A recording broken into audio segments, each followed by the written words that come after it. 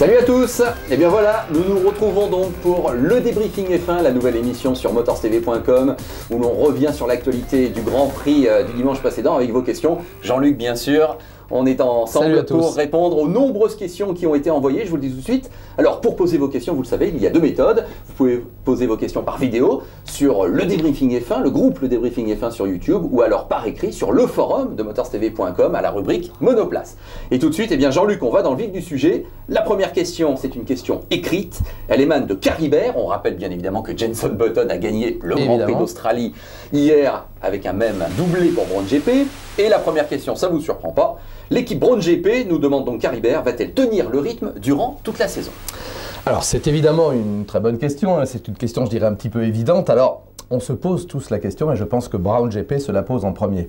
Maintenant, on avait eu des essais préliminaires, donc hivernaux, qui avaient confirmé donc le potentiel, le talent de l'ensemble de l'écurie Brown GP. On ne va pas revenir peut-être dans le détail parce qu'on n'a pas le temps sur la technique du diffuseur. Je crois que les deux clés, c'est le package aéro, nouvelle redéfinition et le KERS. Bon, le KERS, on l'élimine tout de suite puisque les voitures les plus rapides sur la grille de départ et même en course, n'avaient pas le KERS. On verra plus tard si c'est un atout ou pas. On en revient au package aéro avec un diffuseur aux limites du règlement, mais dans le règlement, donc il y a eu un appel, on le sait, des principales écuries concurrentes, cet appel a été rejeté, il sera statué le 14 avril exactement, pour savoir si oui ou non, le diffuseur est accepté. J'espère qu'il le sera, personnellement. Oui. Donc je vais répondre à la question en disant qu'à mon avis, oui, Brown GP bénéficie d'un avantage en début de saison inéluctable. Tous les échos que nous avons eus de tous les pilotes et toutes les écuries disent on espère être deuxième derrière Brown GP. Donc il faut s'attendre en Malaisie, sur un circuit plus traditionnel, plus radical et un circuit permanent, à retrouver une domination. Sera-t-elle aussi importante? Là est la question. Alors, vous avez évoqué effectivement le KERS, le SREC en français. Bon, le Shrek, moi je l'ai baptisé le Shrek. Voilà. Comme ça on gagne du temps. Alors c'est évidemment une donnée qui est quand même assez importante en ce début de saison, du moins. Alors la deuxième question, on va y revenir si vous voulez bien. Lowndes 888, je vois à quoi il fait référence. Très bon choix. Le V8 Supercars, bien sûr, aussi à suivre sur Motors TV. Donc Lowndes 888, le SREC est-il, écoutez bien Jean-Luc, parce que c'est assez subtil, le SREC est-il un handicap pour les top teams ou un avantage pour les petites écuries qui ne l'utilisent pas? Alors, bonne question, également très très bien posée. Alors, est-il un handicap? Moi, je répondrai non, parce qu'encore une fois, on va raisonner sur la saison. C'est évident que c'est un dossier qui a coûté très cher. On parle de 20 millions de dollars d'investissement pour développer un système SREC dont on n'est pas convaincu, et les pilotes les premiers. D'ailleurs, quand on en parle à Alonso ou à qui on veut, Hamilton, ils disent je ne l'ai pas utilisé. Ou bon, il y a une petite remarque là, très rigolote que Stéphane Sanson, qui commente donc avec moi et Patrick Tambay et Guillaume Navarro sur RMC, a dit. Il a posé la question à Alonso tout le week-end. Vendredi, il a dit je sais pas, je vais voir. Samedi matin, il lui a dit j'ai essayé, j'ai rien vu. Samedi soir, il lui a dit j'ai même pas essayé. Et dimanche après la course, il lui a dit en gros je vais voir dans l'avion. Bon, c'était un gag. Donc personne n'est convaincu de la réelle efficacité. Alors maintenant, Hamilton est quand même parti en fond de grille. Il termine donc 3e. Ça veut dire quand même que pour dépasser, par rapport à ceux qui ne l'ont pas, c'est un atout, immanquablement. Maintenant, il faut que le système soit fiable, fonctionne efficacement.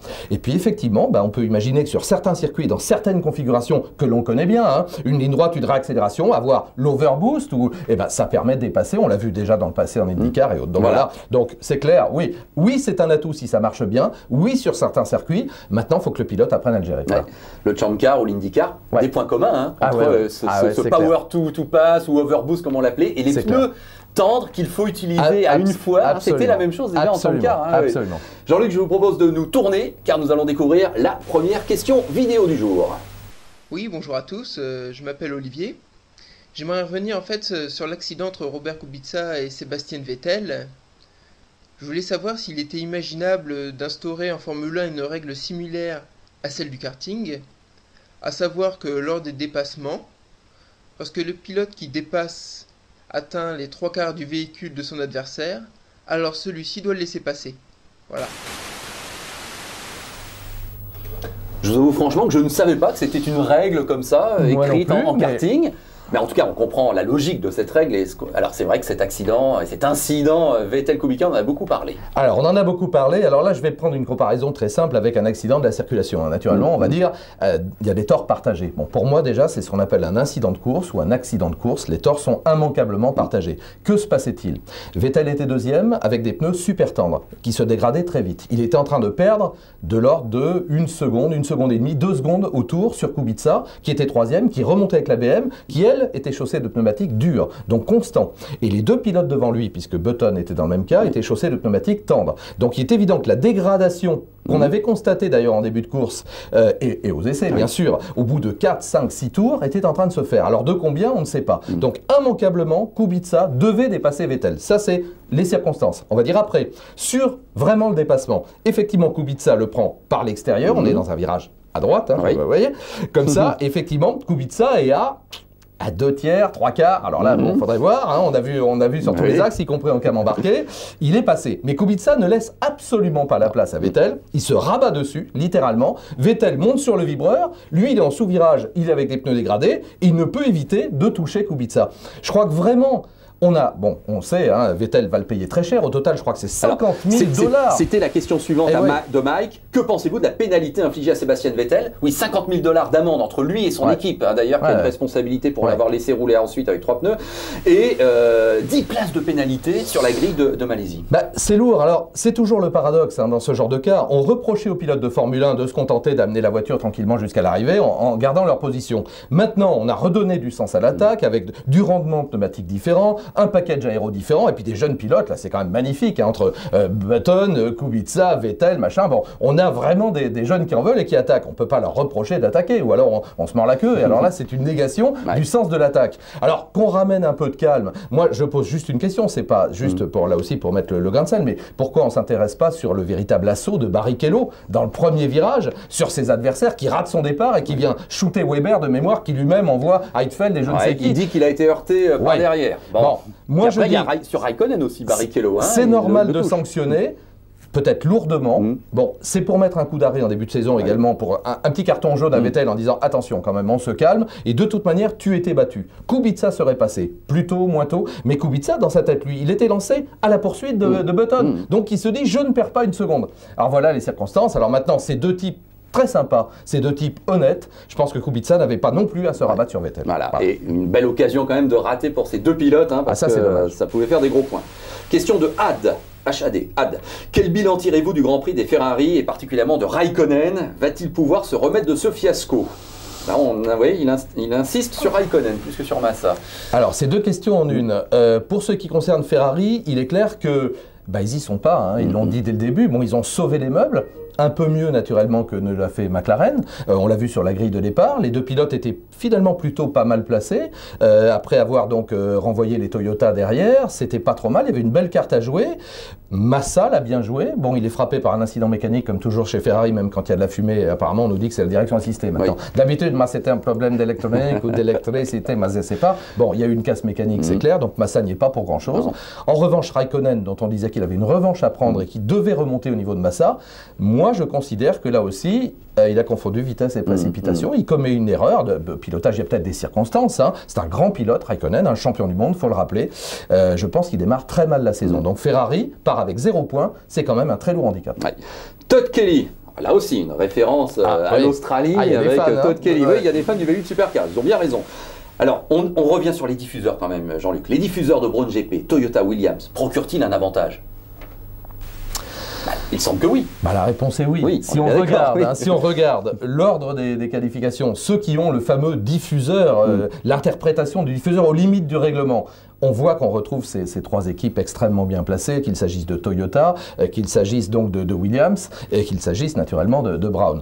Alors, Patrick Tambay a apporté une précision très intéressante. Lors malheureusement de la disparition de Super Aguri, qui était une très belle petite équipe japonaise en début de saison dernière, eh bien, les aérodynamiciens, une bonne partie du staff technique a été recruté par Honda, ex-Honda, par Williams, entre les deux, et par Toyota. Est-ce un hasard si ces trois équipes se retrouvent avec un diffuseur particulièrement performant?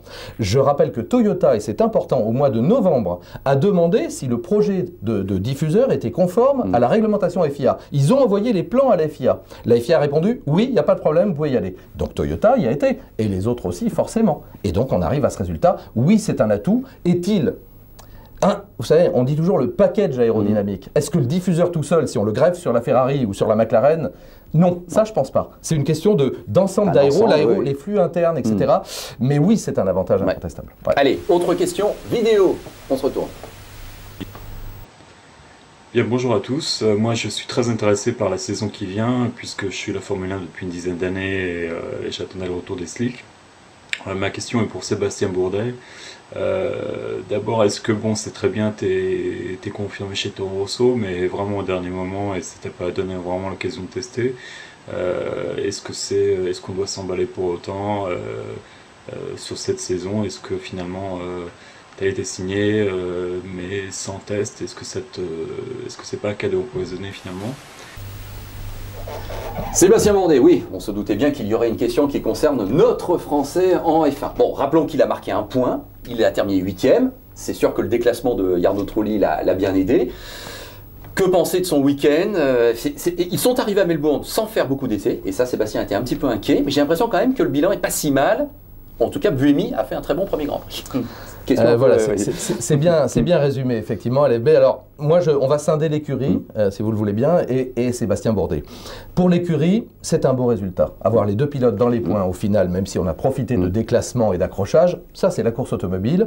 À Melbourne, on sait que traditionnellement, il y a peu de pilotes qui terminent. Je dirais que cette année, il y en a beaucoup. Il y en a 13 qui terminent. Il y a eu des années à 6 ou 7. Donc là, c'était plus facile d'entrer dans les points, surtout quand on en donne aux 8 premiers. Donc là, pour le coup, beau résultat d'ensemble de l'écurie. Ma foi, 7 et 8, on prend 3 points. Inespéré. Donc surtout qu'on a eu la voiture au tout dernier moment, qu'on a très peu roulé, etc. Excellent résultat de Sébastien Buemi. Là, il faut vraiment le dire, le pilote suisse est remarquable. C'est un rookie, jamais participé en qualif. Il ne connaissait pas le circuit, il ne connaissait pas la voiture, etc.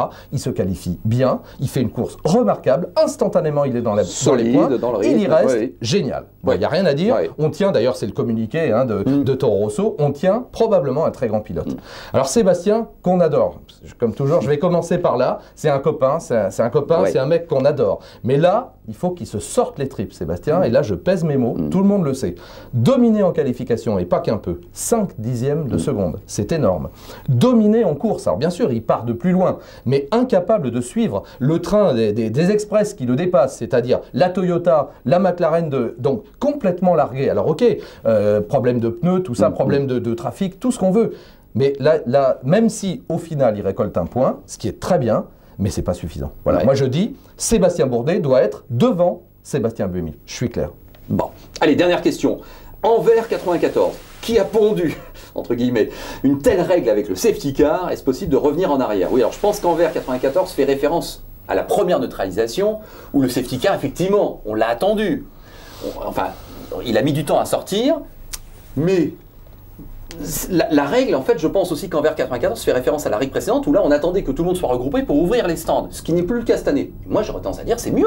Bon. C'est mieux de ne pas avoir à bloquer ces stands. À chaque fois, ça posait problème. Enfin, alors, on va essayer de répondre très rapidement. La règle a été modifiée, effectivement. C'est-à-dire que dorénavant, les pilotes, même au niveau du dashboard, on leur indique quel est le temps nécessaire pour rejoindre, effectivement, entrer dans les stands.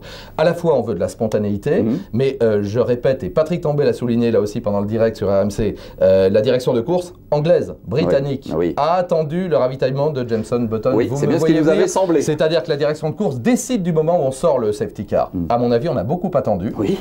Je ne commenterai pas. On a beaucoup attendu. Et de fait, on a dû attendre après. Tout le monde se range derrière, donc on perd un temps fou, naturellement. Alors, faut-il revenir à une règle simple? On sort le safety car dès qu'il y a un gros crash et on peut rentrer dans les stands sous quelques secondes, le temps de... Bah oui, moi je suis d'accord, à l'américaine. Voilà, oui, on est bien d'accord. Voilà.